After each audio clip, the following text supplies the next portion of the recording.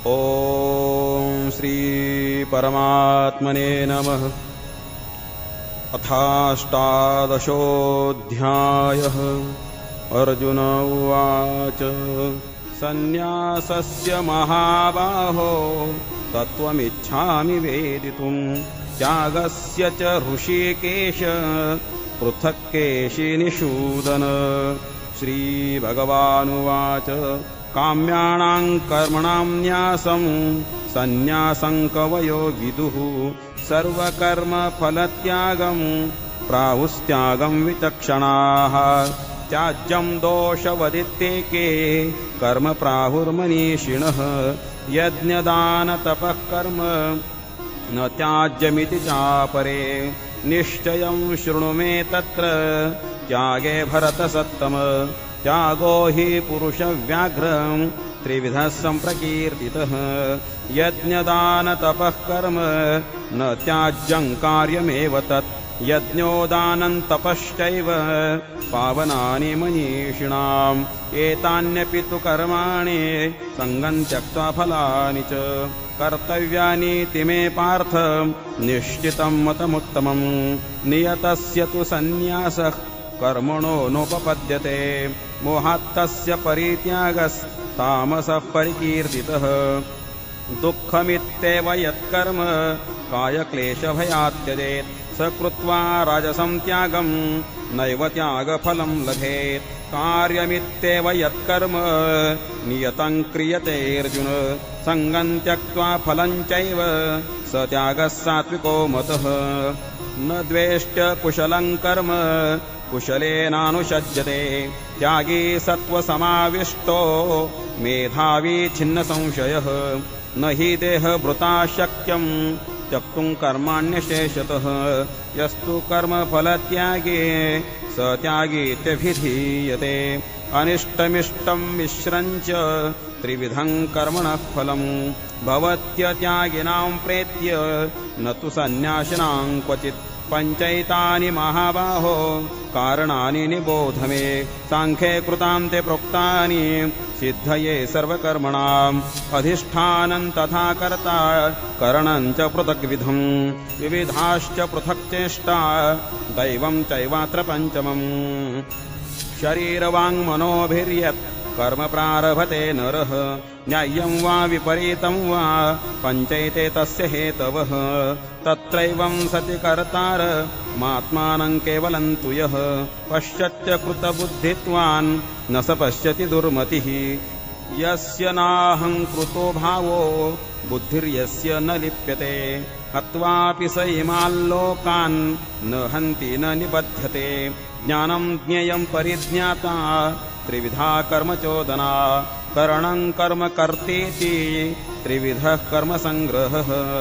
ज्ञानं कर्म च कर्ता च त्रिधैव गुणभेदतः प्रोच्यते गुणसङ्ख्याने यथावत् शृणुतान्यपि। सर्वभूतेषु येनैकं भावमव्ययमीक्षते अविभक्तं विभक्तेषु तज्ज्ञानं विद्धि सात्विकम्। पृथक्त्वेन तु यज्ज्ञानं नानाभावान् पृथग्विधान् वेत्ति सर्वेषु भूतेषु तज्ज्ञानं विद्धि राजसम्। यत्तु कृत्स्नवदेकस्मिन् कार्ये सक्तमहेतुकम् अतत्त्वार्थवदल्पञ्च तत्तामसमुदावृतम्। नियतं सङ्गरहित मरागद्वेषतकृतम् अफलप्रेप्सुना कर्म यत्तत् सात्विकमुच्यते।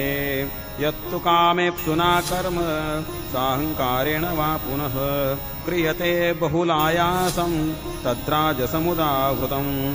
अनुबन्धं क्षयं हिंसा मनवेक्ष्य च पौरुषम् मोहादारभ्यते कर्म यत्तत्तामसमुच्यते। मुक्तसङ्गो नहं वादी धृत्युत्साहसमन्वितः सिद्ध्यसिद्ध्योर्निर्विकारः कर्ता सात्विक उच्यते। रागे कर्मफलप्रेप्सुर्लुब्धो हिंसात्मको शुचिः हर्षशोकान्वितः कर्ता राजसः परिकीर्तितः।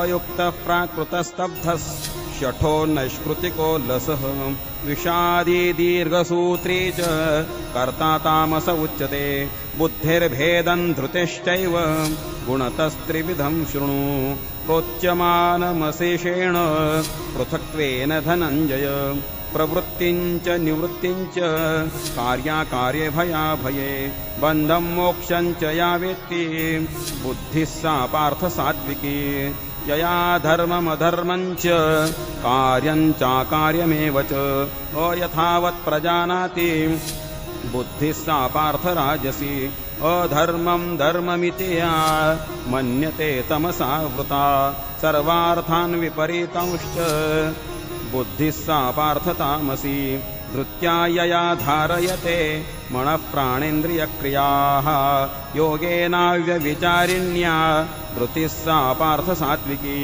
यया तु धर्मकामार्थान् धृत्या धारयते अर्जुन प्रसंगेन फलाकांक्षी धृतिः सा पार्थ राजसी यया स्वप्नं भयं शोकं विषादं मदमेव च न विमुञ्चति दुर्मेधा धृतिः सा पार्थ तामसी सुखं त्विदानीं त्रिविधं शृणु मे भरतर्षभ अभ्यासाद्रमते यत्र दुःखान्तं च निगच्छति यत्तदग्रे विषमिव परिणामे मृतोपमं तत्सुखं सात्विकं प्रोक्तमात्मबुद्धिप्रसादजम् विषयेन्द्रियसंयोगात् यत्तदग्रे मृतोपमं परिणामे विषमिव तत्सुखं राजसं स्मृतं यदग्रे चानुबन्धे च सुखं मोहनमात्मनः निद्रालस्य प्रमादोत्थं तत्तामसमुदाहृतं न तदस्ति पृथिव्यां वा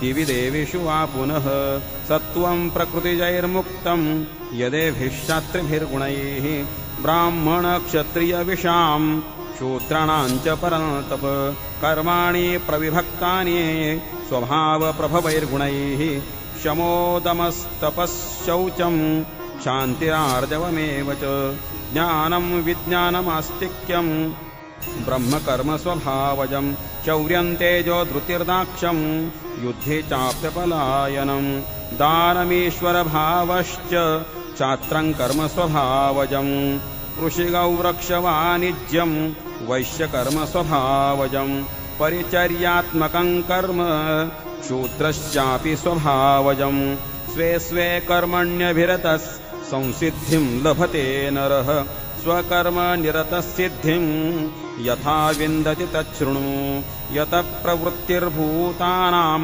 येन सर्वमिदं ततं स्वकर्मणा तमभ्यर्च्य सिद्धिं विन्दति मानवः श्रेयान् स्वधर्मो विगुणः परधर्मात् स्वनुष्ठितात् स्वभावनियतं कर्म कुर्वन्नाप्नोति किल्बिषम् सहजं कर्म कौन्तेय सदोषमपि न त्यजेत् सर्वारम्भा हि दोषेण धूमेनाग्निरिवावृताः असक्तबुद्धिः सर्वत्र जितात्मा विगतस्पृहः नैष्कर्म्यसिद्धिं परमां सन्न्यासेनाधिगच्छति सिद्धिं प्राप्तो यथा ब्रह्म तथाप्नोति निबोध मे समासेनैव कौन्तेय निष्ठा ज्ञानस्य या परा बुद्ध्या विशुद्धया युक्तो धृत्यात्मानं नियम्य च शब्दादीन् विषयांस् त्यक्त्वा रागद्वेषौ विदस्य च विविक्तसेवि लघ्वासि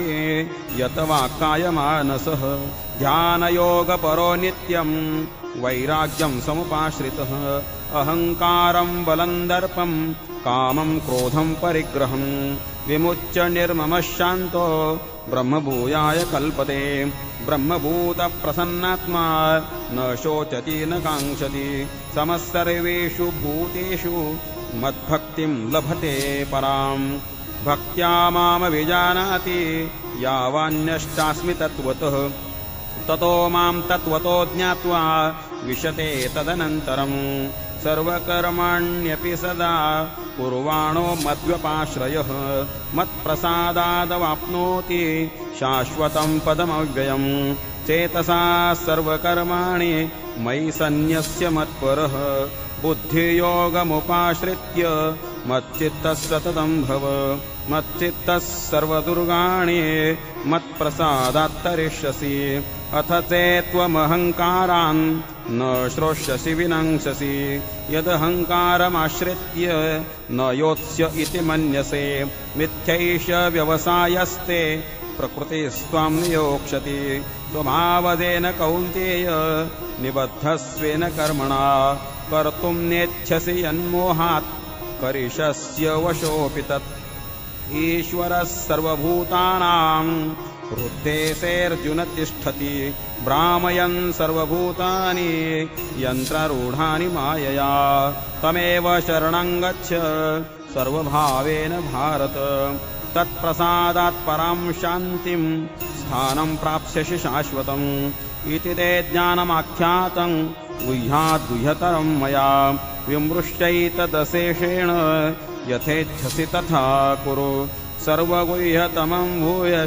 शृणु मे परमं वचः इष्टोऽसि मे दृढमिति ततो वक्ष्यामि ते हितं मन्मना भव मद्भक्तो मद्याजी मां नमस्कुरु मामे वैश्यसि सत्यन्ते प्रतिजाने प्रियोऽसि मे सर्वधर्मान् परित्यज्य मामेकं शरणं व्रज अहं त्वा सर्वपापेभ्यो मोक्षयिष्यामि मा शुचः इदं ते न तपस्काय न भक्ताय कदाचन न चाशुश्रूषवे वाच्यं न च मां योऽभ्यसूयति य इमं परमं गुह्यं मद्भक्तेष्वभिधास्यति भक्तिं मयि परां कृत्वा मामे वैष्यत्य संशयः न च तस्मान्मनुष्येषु कश्चिन्मे प्रियकृत्तमः भविता न च मे तस्मादन्यः प्रियतरो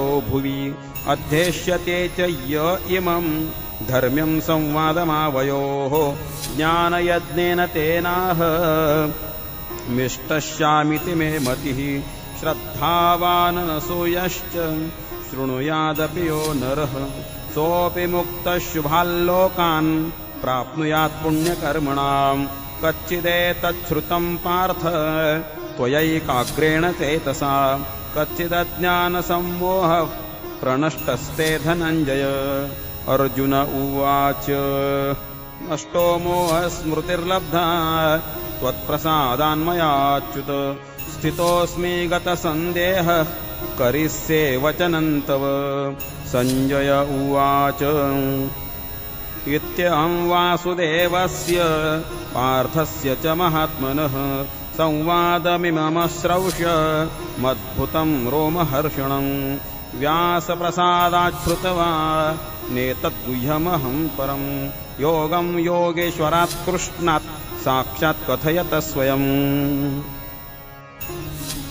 राजन् संस्मृत्य संवादमिममद्भुतं केशवार्जुनयोः पुण्यं हृष्यामि च मुहुर्मुहुः तच्च संस्मृत्य रूपमत्यद्भुतं हरेः विस्मयो मे महान् राजन् हृष्यामि च पुनः पुनः यत्र योगेश्वरः कृष्णो यत्र पार्थो धनुर्धरः तत्र श्रीर्विजयो भूतिर्ध्रुवा नीतिर्मतिर्मम यत्र योगेश्वरः कृष्णो यत्र पार्थो धनुर्धरः तत्र श्रीर्विजयो भूतिर्ध्रुवा नीतिर्मतिर्मम यत्र योगेश्वरः कृष्णो यत्र पार्थो धनुर्धरः तत्र श्रीर्विजयो भूतिर्ध्रुवा नीतिर्मतिर्मम ॐ तत्सदिति श्रीमद्भगवद्गीतासूपनिषत्सु ब्रह्मविद्यायां योगशास्त्रे श्रीकृष्णार्जुनसंवादे मोक्षसंन्यासयोगो नामाष्टादशोऽध्यायः।